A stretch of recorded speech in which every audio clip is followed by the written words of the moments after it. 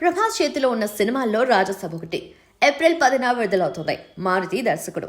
చిత్రీకరణ వేగవంతం చేశారు. జనవరి నాటికి షూటింగ్ పూర్తి చేయాలన్నది టార్గెట్.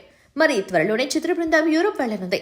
అక్కడ ప్రభాస్ మాళవికలపై ఓ డ్యూయట్ చిత్రీకరించబోతున్నారు. ఈ చిత్రానికి తమన్ సంగీతం అందిస్తున్న సంగతి తెలిసిందే.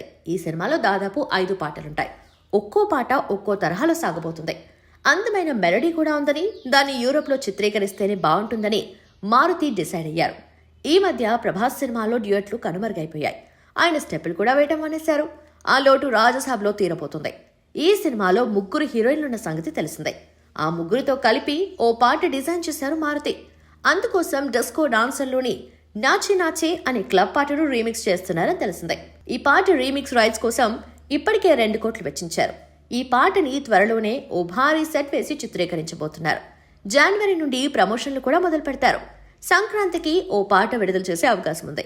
అక్కడి నుంచి ప్రతి 15 రోజులకోసారి రాజసాబ్ నుంచి ఏదో ఒక అప్డేట్ బయటకొస్తుంది.